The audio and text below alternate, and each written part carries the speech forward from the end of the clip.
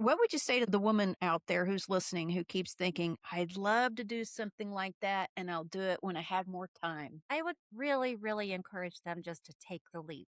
I can say WLS and Women in Title have changed my life, both personally and professionally. And we talked about how I started Women in Title, and I was doing it on my own for 2 years.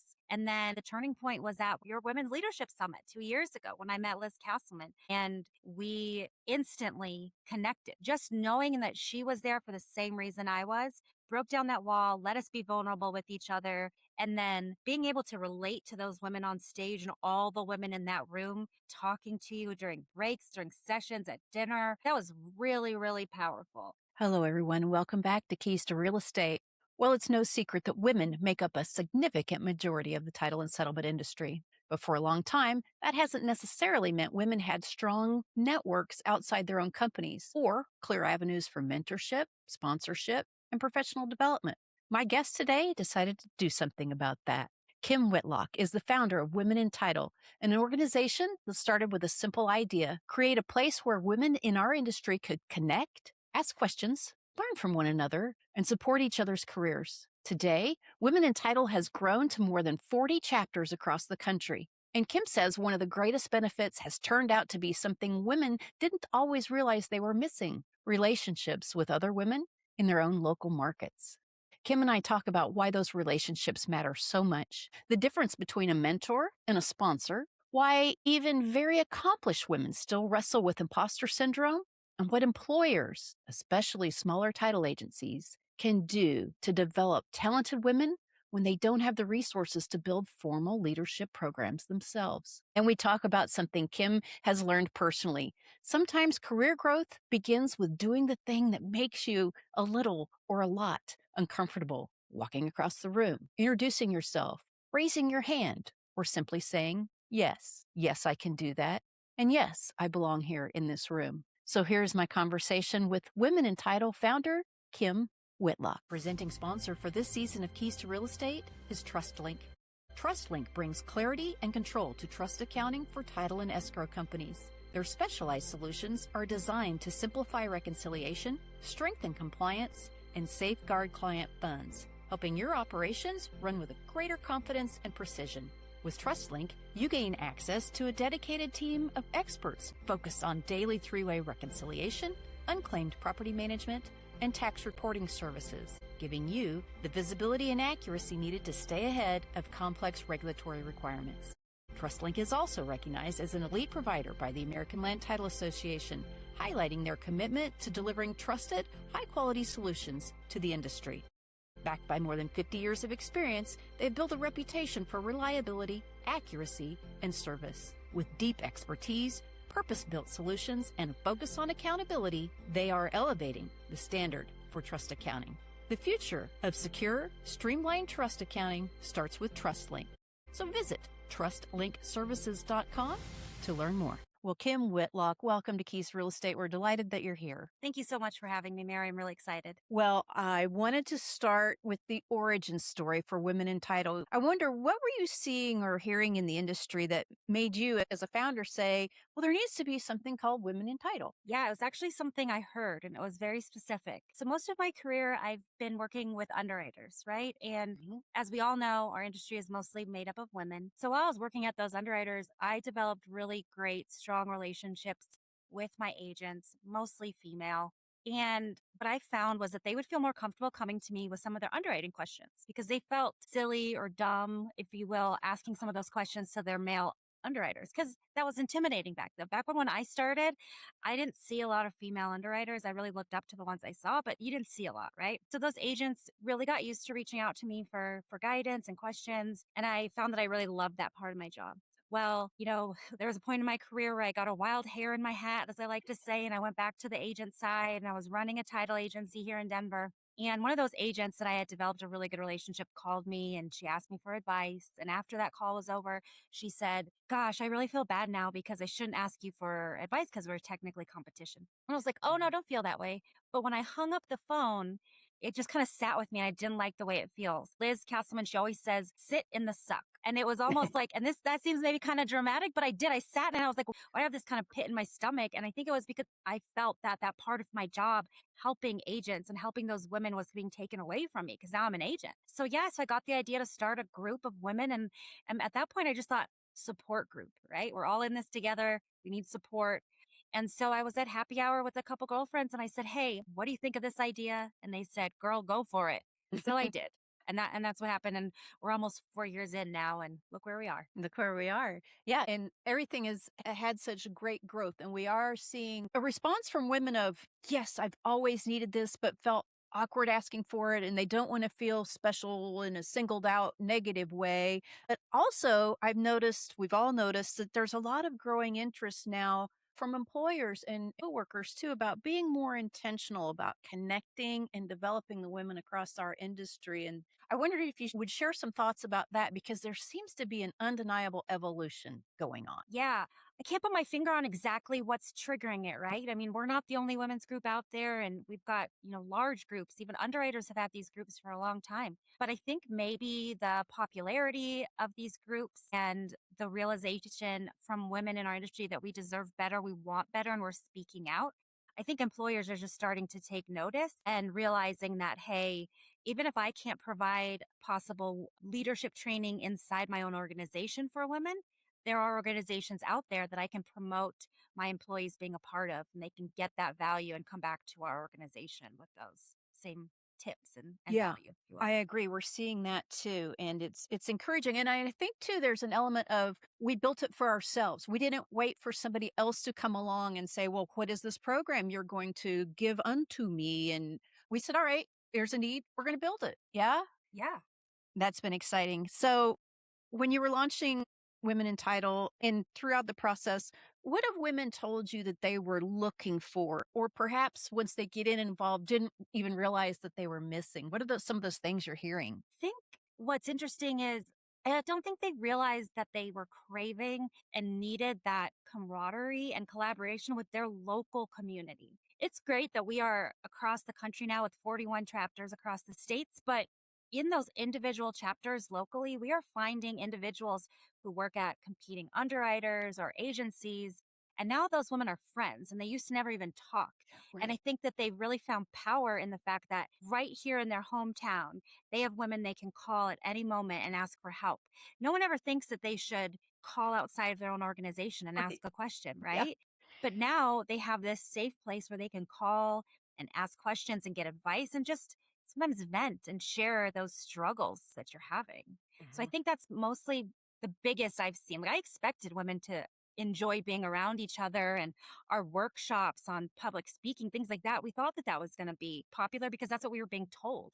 But what I've seen that not a lot of women are verbalizing or they did in the beginning again was that local connection Mm. right there That's in a the really underwriter. good point. That's a Yeah. really good point because even if you go to state LTA events and you see a woman over there, you see her up on stage, you go, boy, she's really something. And it was not first nature for us to go up, stick out our hand, shake it, introduce ourselves and say, "Hi, I'd like to be in some sort of relationship with you. Can we talk? Can we chat? Can I at least call you for ideas now and then?" We just hadn't yet learned, I think, to do that. And so kind of greasing those skids a little bit. And then when you find that you are in an equal position with those women that you admire, then okay, now you're really starting a much richer development path, has been my experience. I'm guessing it's probably yours too. Absolutely, absolutely. I, at least personally for me, what something I've developed over time within this organization is that courage to reach out to women that I don't know.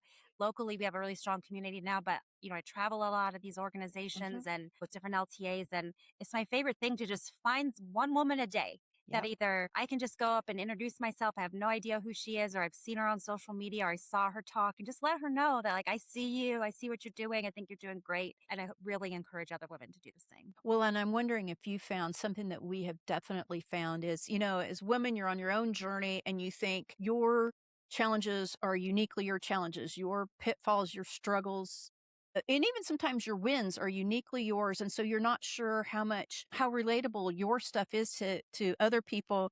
And one of the things that we've really can't help but notice is women come into the room for the first time thinking that their stuff is so unique, and they find 10 or 100 other women that are going through either the exact same things or something very similar. And it unleashes something in you. I don't know if you have the phrase for it. I clearly don't, but there's a something there It that you hit sparks. it right on the money. I mean, we do. We grow up thinking that we're very, at least me, like my experience is unique. I keep things inside by nature because no one's going to relate to me. And I have found just what you said. I don't know what that right word is. We got to find something and Me maybe too. copyright it, right? But like Yeah, it is, our stories are so similar and so parallel. And most women that I talk to have very, very similar scenarios and history and experience that I do. Could be a different state, different roles. But it's really, really powerful when you hear another woman say, I know what you're talking about because I went through the same thing, or I had that same win, and wow, does it feel good. Like, I know what you're feeling right now. Congratulations. Like, it's a really powerful. it really is. And it can help also finding that strength in numbers can also help slay some demons that you thought were uniquely yours. One that we found, and I'd love to hear you expand on this or other things, is that to a woman, everyone has imposter syndrome. They feel it and it blows me away. I mean, even the most magnificent woman, imagine whatever your heroine in this industry or any other industry, that woman has imposter syndrome. That was a game-changing realization for me. What are some of the other things that you've realized that have kind of been game changers for you? That's a really good one. Realizing that, yeah, like sometimes I look at myself with that imposter syndrome and I think maybe I'm not accomplished enough. Maybe I haven't done enough in my career that I'm still experiencing these feelings. Yeah. And then when I talk to a woman who I just have up on that pedestal and I admire, and she's like, look, I get that fear Yeah. before I go on stage every single time. I remember Mary O'Donnell told me that she still, before she passed, she was said she still gets those nerves before she goes on stage or even speaks on a webinar. And if you don't have them, that's when you should be worried. And I just Yes. took that to myself, like, yeah, truly, Yeah. truly. Because fear or nervousness and excitement feel the same. Yes. And it's really, I'm happy to get those butterflies before taking a stage because it means I want to do well.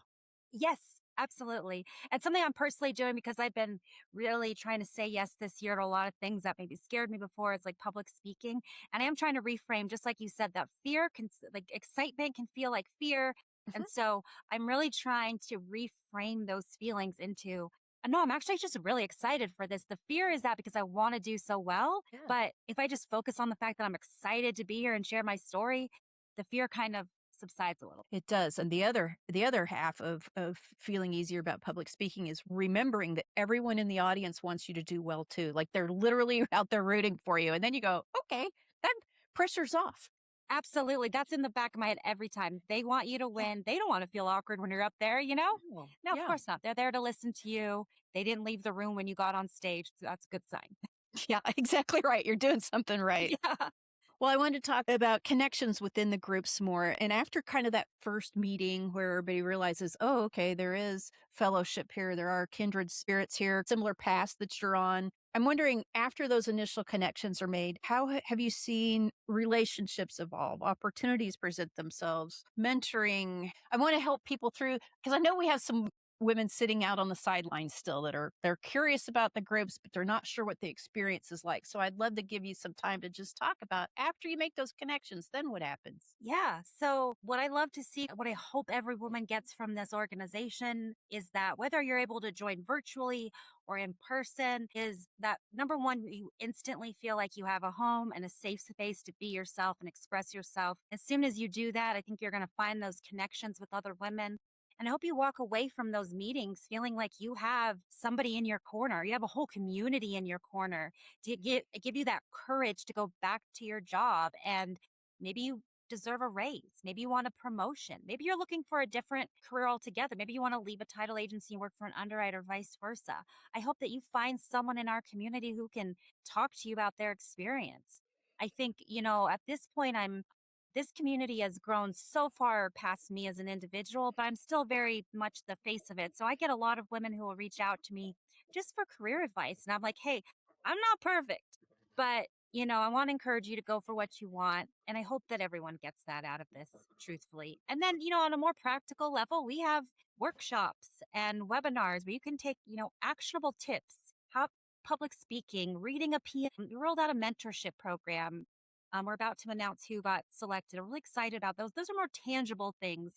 But at the heart of our community, the strength is really about that connection with other women and feeling like you have that army behind you. Because Yeah. I feel that way. I get on stage somewhere and there may be two women in the crowd, but I know that I've got an army of women across the country who are rooting for me no matter what. And I want every single woman in this organization to feel that way. Well, that's such a I love that you mentioned that. I'd like to double click on that if we can, because obviously people have opinions about mentor mentee, and if you know how to use that relationship right, great. If you don't, you're probably not going to find as much value of it. But I know one of the things that you talk a lot about, and I love it. You talk about having champions and sponsors, people who will promote you in rooms that you're not in.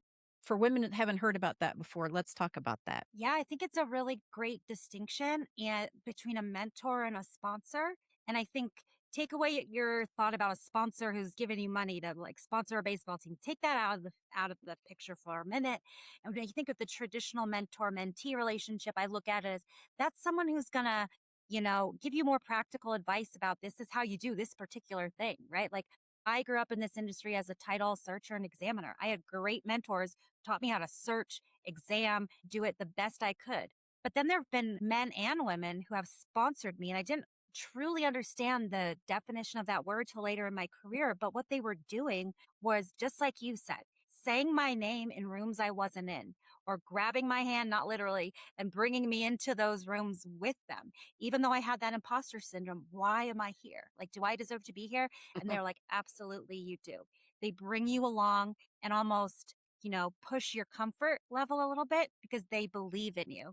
And something that somebody said during a conference that you and I were both at was that a sponsor is someone who's willing to tie their reputation to yours because they believe in you so much. Yes, and that's such a key difference. And you and I have talked before about how men, and I want to talk about men a little bit, especially because they're male. We need male allies. And what we're finding, I'm guessing you are finding as well, is that we have these male allies, whether they be owners or hiring managers or whatever, and they want to support women. They're not quite sure what that looks like, or they feel awkward about it. And there are a group of men too that once they see what this is about, they go, "Oh, well, did you guys not really have an avenue for that?" And we're like, no, we really, one hadn't evolved naturally. And that's why we're being intentional and creating these things now. So I'd like to talk a little bit about, let's talk to the male business owners, for example, about why it's important for them to to encourage their women to participate in organizations like this. Yeah.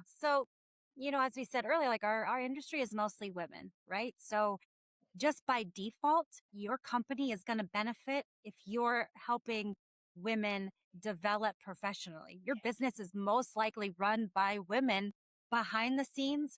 Hopefully, some of those businesses are run by women as well. But for those men led companies and male leadership, it's just, to me, it's a no brainer, like 80% women, let's support them, help them with their leadership skills, their interpersonal skills, their confidence. They can come back to your shop and do a better job for you, your customers, and the industry as a whole, truly. Yeah.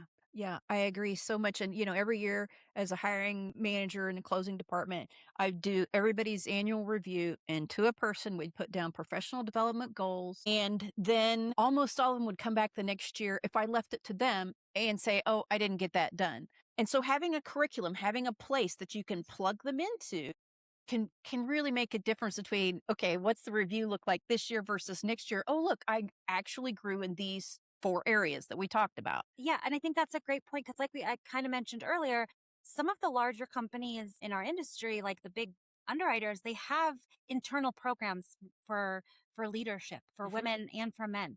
But a mhm. lot, most of our industry is mom and pop little shops, even bigger shops that just don't have the resources or the know-how or the time to have a women's leadership program. So instead of, spinning your wheels and researching, hey, we're all so busy still this market. We're working hard for every single deal, every single dollar. So instead of trying to recreate that wheel and do it internally, send them to one of our groups because we're doing it. We have a proven track record and we're here to support them. Like think of Mhm. us as an add-on to your business. We're here to help you. We're here to help the industry. So, Yeah, and that's a brilliant point, especially with the smaller agencies who are just running 90 to nothing to, get the transactions out the door. And it can be hard because we all know how to spot young potential, young talent. We don't always have the time to invest ourselves in developing them mhm, or even sometimes know what it is they need because they're giving us the I am a good soldier. And it can be hard exactly. to find that. But if you can put them in an environment where you can offer that, sometimes you can't give them the pay raise right now, or you can't move them up in management right now. But if you're still developing these people, they won't get fatigued and tired and exhausted and quit you, which they will do if you're not feeding them something besides the nuts and Absolutely. bolts of their job. Absolutely. W- Absolutely. we preach. We're in the same choir. Yeah, we are. Yeah, we are. That's for sure. All right, I want to zoom out a little bit and ask you if we were having this conversation 5 years from today and women in title have been wildly successful. Tell me what's different, not just about the organization, but about the title and settlement industry as well. Yeah, I think about that a lot Yeah. when, our board is discussing our long-term goals.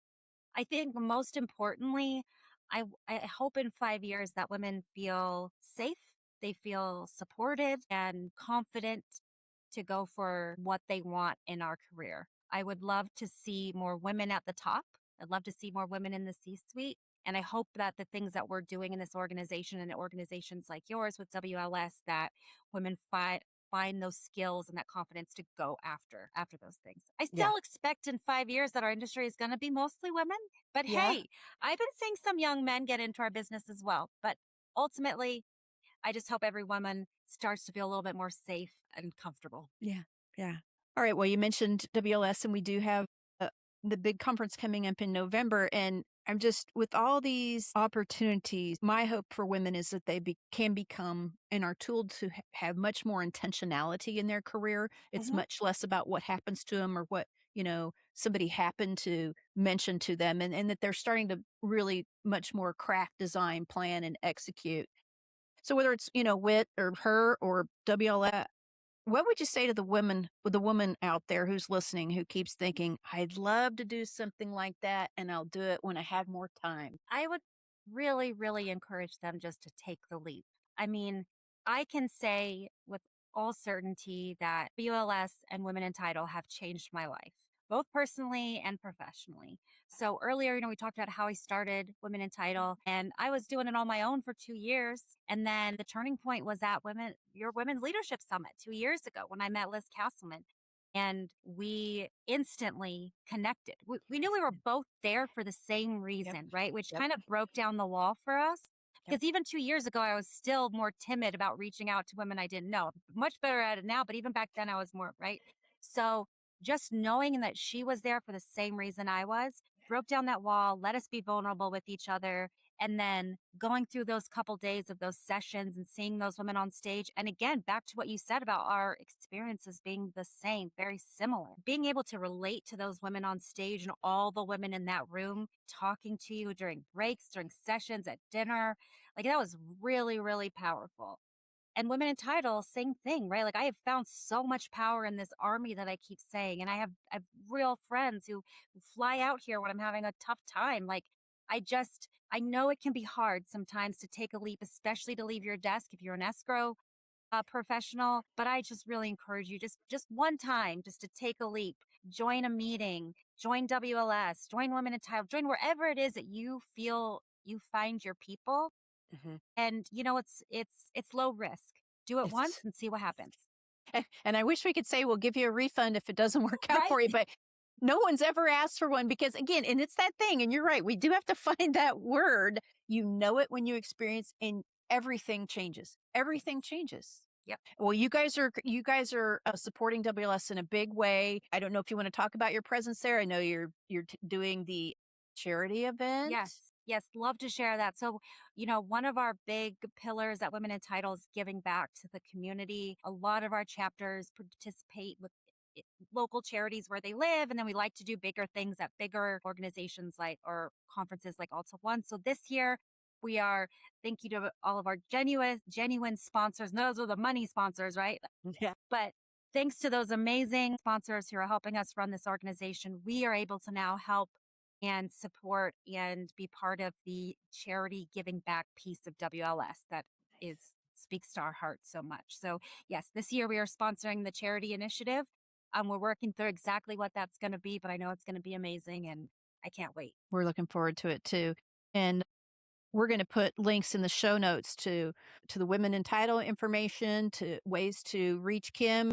Audience, if you need that, we'll also put a link out to the Women's Leadership Summit information in case you're wanting to join us all in November. We're It's going to be another banger this year. We're looking forward to it. Kim, before I let you go, I've started asking every woman I talk to two questions. Can I give you a lightning round two questions? One, Let's go for it. what's one piece of personal or professional advice you wish you'd followed sooner? I truly, truly wished I learned to step outside of my shell earlier. I've always been a timid kind of introvert, but as soon as I realized that the more outwardly authentic I was, stepping out of that comfort zone, the more of my people gravitated towards me. So So yeah, I really encourage just, I know you guys, I know those title examiners are sitting at your desk, those We're females. listening. I Yep. know you just sitting there and thinking, All right. you're an introvert, so you can't do that, but please do it. It's the best thing you could possibly do. And I wish I did it years ago. Because the biggest thing you fear as an introvert, I think a lot of times, is the small talk. And what you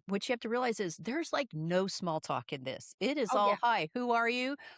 Where do you want to get stronger? What have you been hiding? Let's exactly. punch through all that stuff. There's no small talk. There's no small talk and also there's no rejection. There's no That's something I tell rejection. people. There has been not one time I've reached out to a woman, extended my hand, and got rejection back. It's always been met with kindness and love and friendship. So I really encourage others to It's do not that. so scary, everybody. We're okay. All right. The second lightning round question, I want you to finish this sentence for me. Every woman in our industry should be part of a professional development community because, They deserve support. They deserve better. well, amen to you on that. Thank you for creating this wonderful apparatus for them to get that support and confidence that they deserve. Thanks for being part of women's development. It's such an important matter. And we all are thrilled as professional women in this industry to see it getting the traction, the time, the attention, and the sponsorship in both meanings of that word Right. that it deserves. Thanks, Kim, for joining us. We will see you in San Antonio in November. Thank you for having me, Mary. I'm looking forward to it. Thanks again, Kim. What you're doing is so important. One of my favorite ideas from this conversation is Kim's description of sponsorship. Someone who says your name in a room you're not in and is willing to tie their reputation to yours because they believe in you. That's different from mentoring. And I think it gives us all something to think about. Who has done that for you? And just as importantly, whose name are you saying when they aren't in the room? Kim also offered a challenge to the women who keep thinking they'll get involved in professional development when work slows down or when they have more time or when it feels a little more comfortable.